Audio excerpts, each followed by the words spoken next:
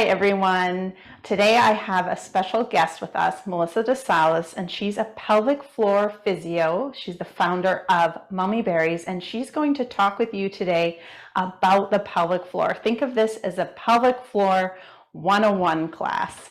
So, Melissa, I'd love you to just dive right in and tell us a little bit about the pelvic floor anatomy and what it looks like normally and what it looks like when we're pregnant.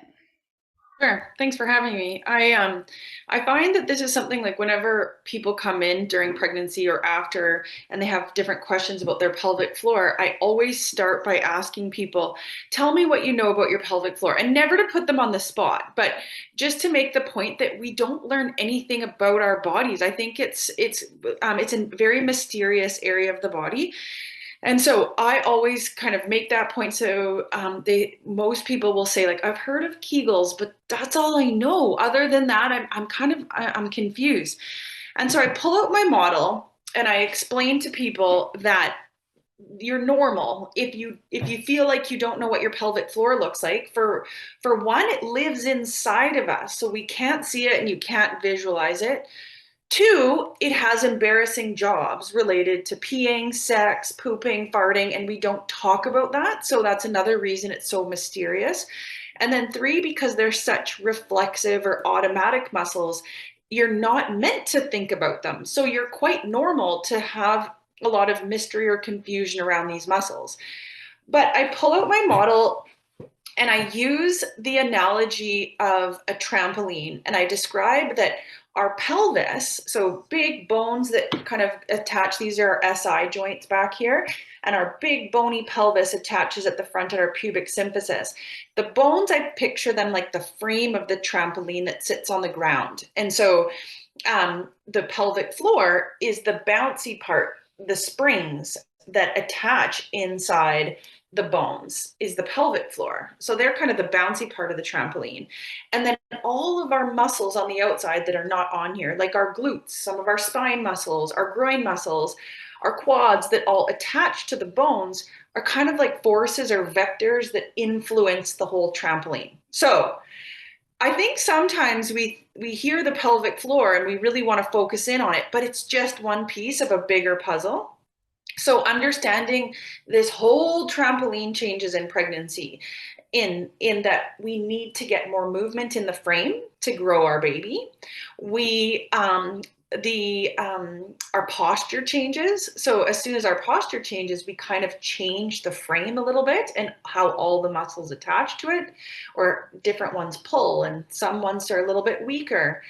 The pelvic floor itself, you can kind of picture, because of the weight of the baby and the change of the frame, the pelvic floor often starts to have to work in a different way to become more supportive.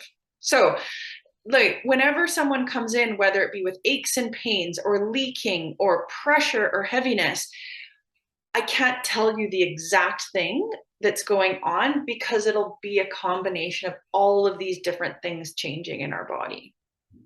Perfect. Can you show us how the organs are, like where your bladder is, where your rectum sits, all that? Yeah. So in a female pelvic floor, we have 3 holes in the bottom of our pelvis. So the front hole is for our bladder.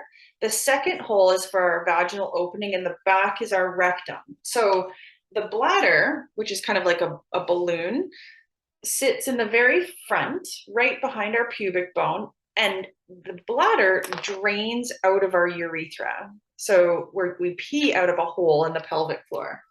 Hold on, my bladder's falling out. Our vagina is like a tube of muscles with our uterus on top. And so the vagina is tucked right behind the bladder. You can see that the uterus will start to expand and take up this whole pelvic area. One of the reasons it changes our bowel and bladder habits during pregnancy, because this guy's growing, and you can imagine the less space for the bladder that means. The vaginal opening goes into that tube of muscles and into the uterus. And then our rectum, the end of our intestines, sits behind.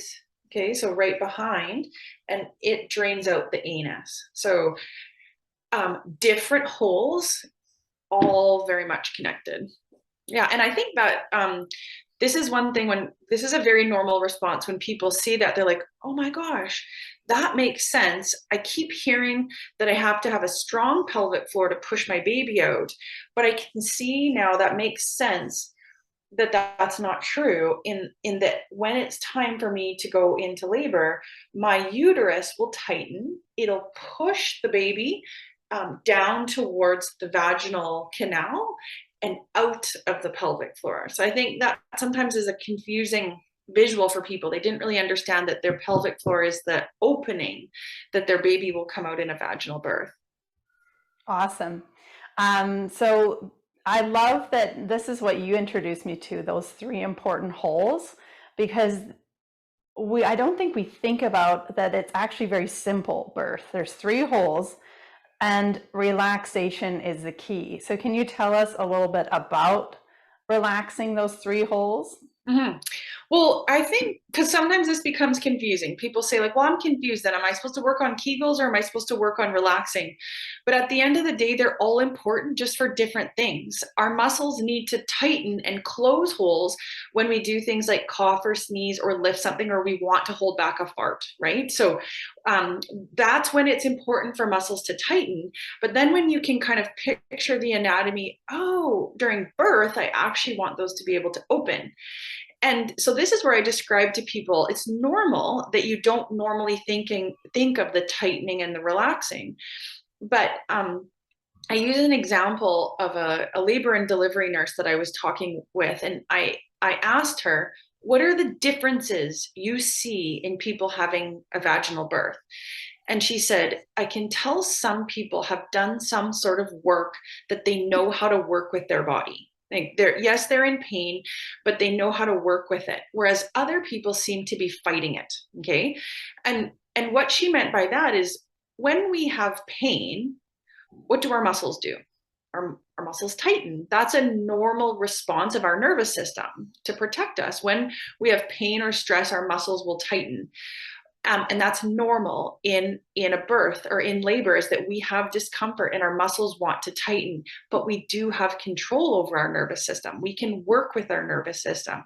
So learning to work with so many different variables to help you relax your nervous system to then in tune help you relax your muscles. So I think this is where and I know this is something people will go through in your course, and I suggest with my clients, is that you take time in pregnancy to practice feeling what things help you relax your nervous system, whether it be positions, visuals, your breath, you name it. There's so many different ways to kind of feel relaxed in our body, but then be able to apply that in the actual labor and birth. Yes, be able to, that's exactly it. Be able to apply that in times of stress, because you can train your body just with the breath. You can use the breath in stressful situations to relax. You can, like you said, use visualizations to relax. Because like my daughter just got a shot, she was tensing when she got the shot. Ouch, her arm hurt the whole day. But the first two times she sat on my lap and we did deep breathing. She didn't feel it. She was relaxed. It's the exact same thing across the plane. I love that. And I think that like one of the questions that people always have is that, how do I decrease trauma in my birth? Like, how do I decrease the chance of tearing? Or how do I decrease the chance of needing an episiotomy? Or how do I decrease the chance of having a more significant tear or prolapse? And that's where I always say, like, your body and baby know what to do. That's the natural part. That is the natural part, is that you don't have to make the baby come out. If you kind of think of it as, the more I let the baby out, the more I don't resist the baby coming out, that's what you can do to help make the birth easier. Because the more we fight it, or the more we kind of go into the fight or flight response, the more tension, therefore the more resistance to the baby coming out. Yeah. I love that. Can you talk a little bit about the perineum and where it is and how it's attached, how it is the pelvic floor? Just explain about the perineum and how we can get that area. Yeah, ready. so there's like three different layers of pelvic floor muscles, and this is the inner layer. It's kind of a little bit more like a basket or a hammock, whereas, and you can't see the middle layer on this model, but the outer layer makes up the holes. So the outer layer are squeezers, um, and the inner layer kind of supporters. And the outer layer are the ones that close off holes, like I mentioned. The perineum is this area here between the muscles that go around the vaginal opening and the muscles that go around the anal opening. And we most of our stretch in birth from kind of the lower part of the pelvic floor. So that's because this isn't really to scale, but up here is a much more bony. So there's less give that happens in the muscles at the top, more give that happens here. So the perineum, you can't see the pelvic floor from the outside because skin covers all of this muscle, but basically the area between the vaginal and anal opening is the perineum, and yeah, it has to incur a lot of stretch during birth. And is there anything that mothers can do before baby comes to help prevent any tearing in the perineum? Well, I would say the first thing I always start with is just, yeah, be able to picture the anatomy, be able to feel the difference between tighten the muscles and relax the muscles. And then I always say it's good to have both. It's not like it's black or white. You have to only practice this or you only practice this.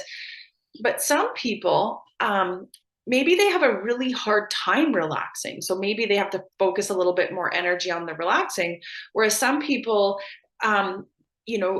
they're fine practicing both tensioning the muscles and relaxing the muscles, just like you'd want to go into a knee surgery having the most strength and motion possible. Same thing is you want to have kind of the most connection possible to the muscles, but if you have a hard time relaxing, maybe more relaxation is beneficial. I think most people have heard the term perineal massage, and I think of it as a way to replicate discomfort in this area of your body. Because if I explain to most people, if you were going into a splits competition in 2 months, um, would you want to show up the day of and just drop into the full splits? Most people would prepare for that. And for most people, especially in a first time birth, you've never stretched these muscles that much. Okay. The thing we have going for us in birth, though, is there's this hormone cocktail that helps us, right? So it's not like you're going to go in cold and it's just going to have to stretch. Our body is helping us. But I would say if you've never connected with this area of the body, maybe the brain and the body will have a hard time relaxing that if you don't have that good brain body connection. So I'll be honest with you, I don't love the term perineal massage because I think that quite often we picture that, you come onto it and you just kind of rub it back and forth, back and forth, back and forth. Most people will have a really hard time relaxing into that. So I like to teach a bit more of a perineal stretch where you come onto those muscles and either you kind of pinch them and work on just breathing into it, letting go, surrendering, or you think about opening those muscles that are circular. So just coming, it's very similar to stretching your hamstrings. Like you find that barrier, it's kind of like, oh, that's a bit uncomfortable, but then you breathe into it, or you use your visuals, or you use your mantras, or whatever tools you have in your toolbox. Find a bit of discomfort and learn to let go of that. That's kind of what I teach. Some people, though, and it's not for everybody, it's just an option. Some people will say, like, oh my gosh, it's on my to-do list every night. And my partner comes in there and he puts his headlamp on and he looks at my perineum and he pulls it down. And then it's the worst 30 seconds of my day. Versus someone that says, like, I get into the bath and I feel so calm, and it really helps me feel confident with I can see how much I can relax, or it really makes me feel good and feel confident. You can see that person B, that's probably a good tool for them. Person A, not the best tool. So I think sometimes we hear so many messages like it's good, no, it's bad. It depends. It's just a tool. Yes, I love that you shared that. What about like the clock exercise? Like go down to 6, go across to 3, go across to 9. Have you heard that? Like, Yeah, I think it's just, you know what, some people, I find when I see some people, they love rules. Like do 3 o'clock, do 6 o'clock, do 9 o'clock, do it 3 times, 3 breaths each side. Other people, I can just tell their personality is a little bit more like, don't overthink it. Just find an area that feels like tension and be more general. I think that depends on the person. Some people like very specific directions and other people don't. And so, again, I always find myself saying that you listen to your gut and listen to your body more than you listen to Instagram, because we're sometimes looking for like hard and fast rules. There are no hard and fast rules. I love that you said that, because in yoga we say find your edge. Yes. We talk about an edge where you feel sensation and you can hold it without going too deep. Yes. I find that's exactly why I often recommend yoga in pregnancy and postpartum, because you learn to find your own edge. And I always say it would be similar to showing up to a yoga class and getting into that first downward dog. You feel tension, you leave. Like, because, you know, you're not learning to work with it, but we don't do that. We show up, we find the tension, and we allow ourselves to move that barrier. But I think sometimes that's what happens in birth, is that's our freeze or our flight, is that our nervous system has a hard time sitting there and being okay with discomfort and being okay relaxing into that. We just want to go somewhere else, and we just want to kind of tune out. We want to freeze or flight, right? And so I think it's good practice. Yeah. That's amazing. Thank you so much. Melissa, do you want to tell us where people can find you? Yeah, I have, you can find me on Instagram, Mommy Berries Health. I also have a podcast that I pour most of my energy into now. It's called the Pelvic Floor Project. I interview midwives, doulas, gynecologists, urologists, anybody related to the topic that I am discussing, always evidence-based, but in a way that people can understand. Like I said, that's called the Pelvic Floor Project, and you can find it wherever you listen to podcasts. And then I also too have a step-by-step online program that people can work through, or I go through it with them in a group setting to help them learn about their body postpartum and how to work with it. Because I don't believe in recipes. I don't believe in like this exercise, then this exercise, then this exercise, but learning to work with your body and how to problem solve exercises like planks and sit-ups and impact postpartum, because there is no recipe. So that's kind of what I have going. Everything's on my website, mommyberries.com. Thank you so much for joining us, and I hope you guys found this very amazing talk informative. Thank you again. You're welcome.